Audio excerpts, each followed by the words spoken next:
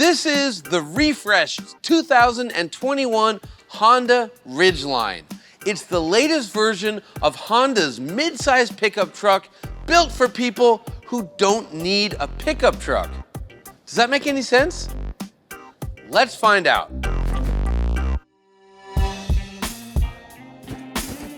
This is the second generation of Honda's SUV-based pickup truck.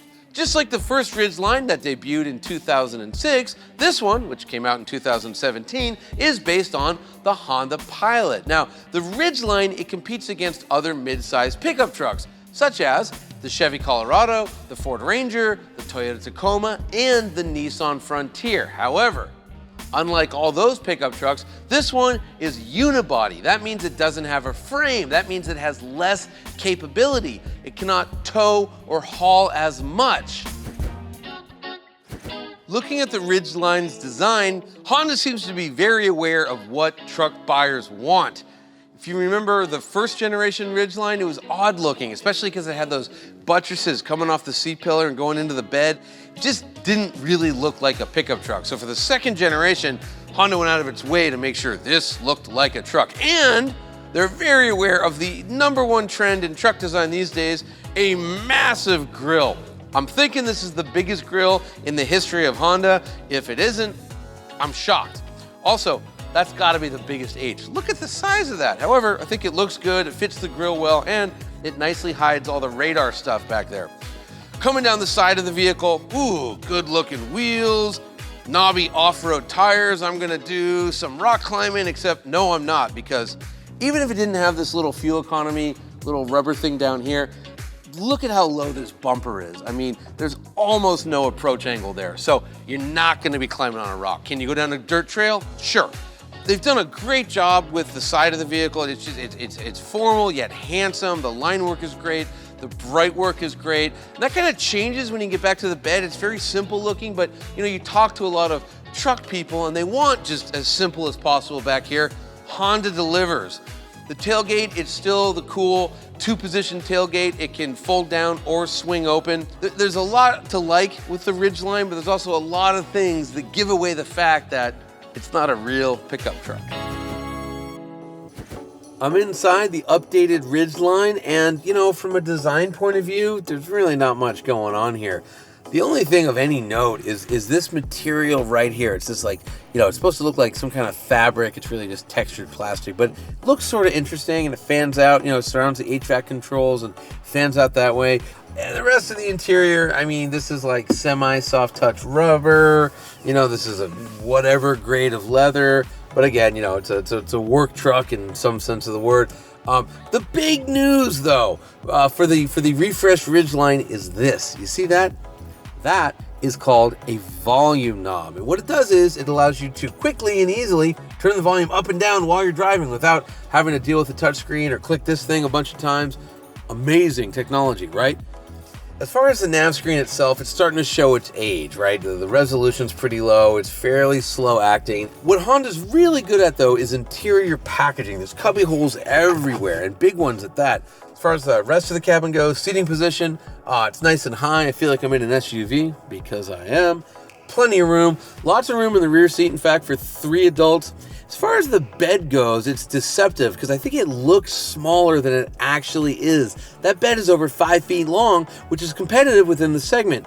Plus, there's under-bed storage. What does that mean? Well, you lift up a panel, and if you have something that you don't want inside the truck, but you want it to be secured, you can put it back there. And that very well may be a whole bunch of ice and some beers. Also, when you're done, there's a drain plug.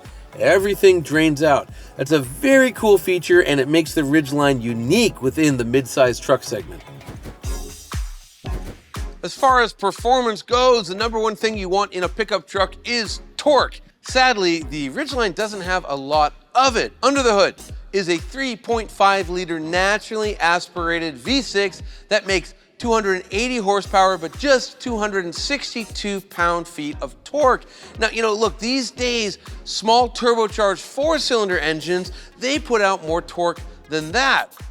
The power is routed through a 9-speed automatic transmission, and it hits all 4 wheels, but we're talking all-wheel drive as opposed to 4-wheel drive. There's no 4-low, there's no transfer case, so even if the Ridgeline was physically capable of going over a rock, it's not gonna have the torque multiplication necessary to do so. Because this has no frame, it has 4-wheel fully independent suspension. It's gonna ride much better than your typical small unloaded pickup truck. Also, it should improve the handling. Because there's no leaf springs back there, towing capacity is a bit limited. We're talking only 5,000 pounds. That's okay for a couple of jet skis or a very small trailer, but it really does limit what you can do with your Ridgeline.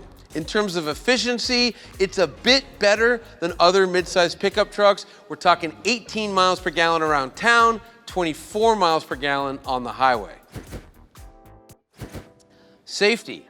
Well, here's where being based on an SUV actually pays some dividends, because all things being equal, a unibody SUV tends to be safer than a body-on-frame pickup truck. Check out the results. 5-star crash rating, and the only area where the IIHS faults it are the headlights, but only on the base vehicles. Fancier trims like this RTL-E next to me, they get better headlights. As far as active safety features go, it comes with quite a bit. It's got something called Honda sensing, and what that is adaptive cruise control, lane keeping assist, and emergency front braking. If you visit your local Honda dealer and you're lucky enough to find a Ridgeline with absolutely no options, we're talking about an almost $38,000 pickup truck. This one next to me, it's just under $44,000. What about the competition? Well, they cost a little bit less.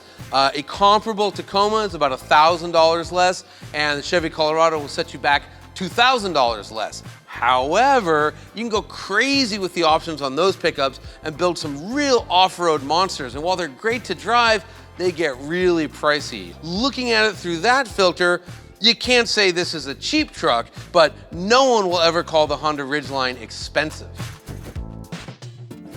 If there's one thing I want you to know about the 2021 Honda Ridgeline, it's that for most people, most of the time, this is all the pickup truck you need.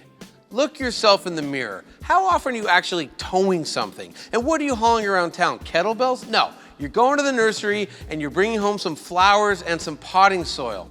If you're able to be honest with yourself, and admittedly, that's something that a lot of us struggle with, I think you'll find the Honda Ridgeline is the pickup truck for you.